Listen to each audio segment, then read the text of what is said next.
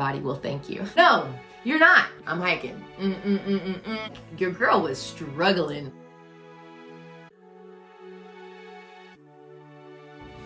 Hi there, my name is Kalani. Welcome to my channel, Outside with Kalani Shots.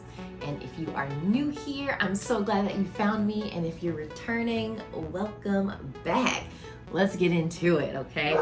If you saw my last couple of videos, you know that I recently backpacked the Pemi Loop in New Hampshire. Such an amazing experience. But when I go backpacking or hiking or pretty much anything in life, I try to keep my mind open to learning new things, right? If we're not learning and growing, we're staying stagnant, and I never want to stay stagnant. So here are the 4 things that I learned while backpacking the Pemi Loop. Number 1. Y'all, I only packed 1 electrolyte per day. What was I thinking? Anytime you're doing hikes that have elevation gain, lots of elevation gain. Oh my God, there's more stairs. It's probably a smart idea to pack more than 1 of your liquid IVs or Nuuns or whatever type of electrolyte supplement you usually bring. I only brought 1 per day because I'm from Texas and I bring 1 and I normally don't even drink it at all because it's just flat here, right? But out there, I was sweating my butt off. My back was so wet. I had sweat dripping down my face, and I really wished I would have brought more electrolytes. So pack more, bring more than what you think you're gonna need because your body will thank you. Number 2.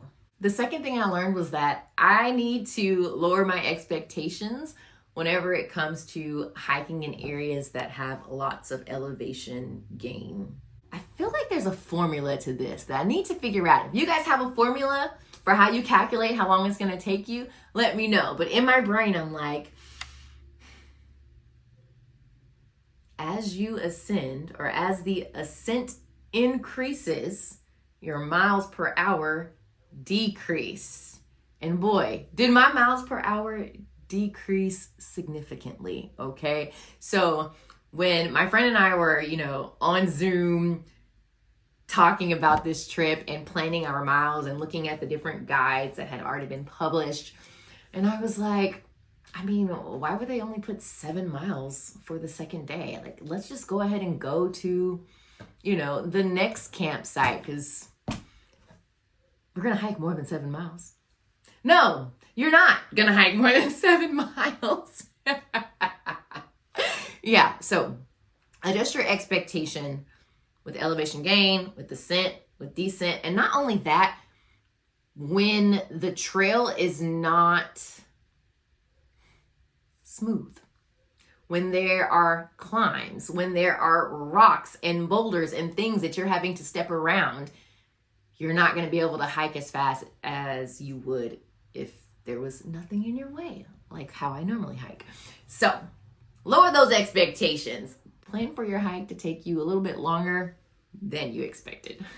The third thing that I learned is you got to be a little flexible. And just because you've always done something one way, or you normally do it when you're by yourself, doesn't mean that that's going to apply in this new scenario. Example, when I hike in Texas, yes, it's flat, but your girl takes a break every hour on the dot, right? I'm looking at my watch. I'm hiking. When it gets to an hour, I sit my little happy behind down, enjoy the scenery and just relax. Normally for 10 minutes. And then I'll get back up and I'll continue to hike again.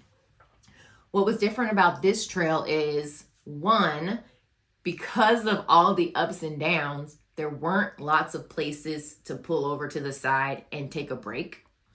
That was 1.